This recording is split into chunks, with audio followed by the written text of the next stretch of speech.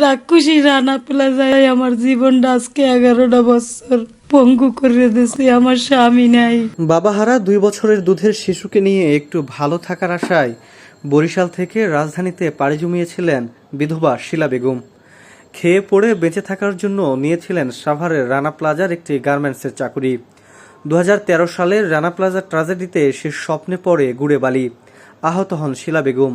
11 বছর অতিক্রম হলেও এখনো ভুলতে পারেন না সেই দুঃস্বপ্নের কথা।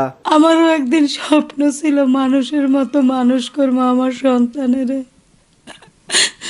আর এই চিন্তা করেই আমি ওই রাক্ষসী রানা প্লাজায় আমি গেছি। আর ওই রানা প্লাজায় আমার জীবনটা আজকে 11টা বছর পঙ্গু করে দিয়েছে। আমি এই অবস্থায় জীবন যাপন করতে আছি। আমার স্বামী নাই।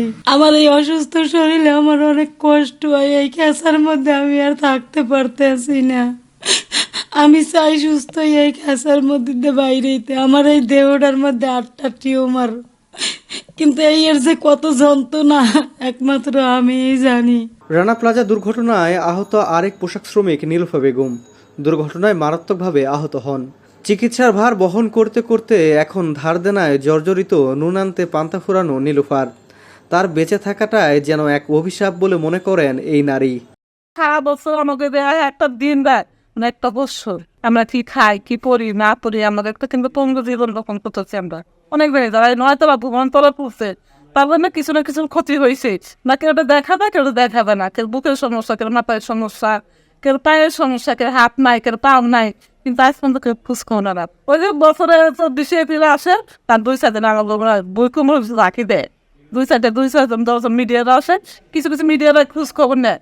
কোনো নেতা পান, কোনো সাভারে এমপি মন্ত্রী পান, কিন্তু রানা প্লাজা কোনো খোঁজ খবর নেয় নাই।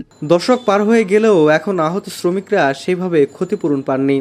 পোশাক শ্রমিকদের সংগঠনগুলো নানান সময়ে দাবি জানালেও তার কোনো খবর কেউ গায়ে মাখে না। একটা কথাই বলতে চাই, এটার সুস্থ তদন্ত এবং সুষ্ঠু বিচার যদি না হয়, আমরা শ্রমিক সংগঠন যারা আছি তারা সবাই একটা আন্দোলন গড়ে তুলব এবং এই শ্রমিকদের নিয়ে যতদিন পর্যন্ত এটার একটা শুরু হয়, একটা ফয়সালা না হয়, আমরা আন্দোলন সংগ্রাম করে যাব। না পারে একটা গভর্নমেন্ট চাকরি করবে, না পারে চাকরি করবে, এখানে বসে থাকবে 2 ঘন্টা বসে থাকি, রসদ পানি দেখে পানি পাও ফুলে মনে যাবে, সজীব রসদিন ফুল আছে না দিন ঠিক করে যেটা আমার প্লাজের জায়গা পেশা পড়ে আসতেন না পয়সা করতে তাই তোমরা বাসো ইওরা একটু পাও আমরা বলতাম না হবে নৌশন করে দিছি। 2013 সালের 24 এপ্রিল সাভারের রানা প্লাজা ভবন ধসে 1175 জন শ্রমিক প্রাণ হারায়। এ সময় আহত হন 2000-এরও বেশি মানুষ, যা বিশ্বের ইতিহাসে তৃতীয় বৃহত্তম শিল্প দুর্ঘটনা হিসেবে বিবেচিত হয়েছে।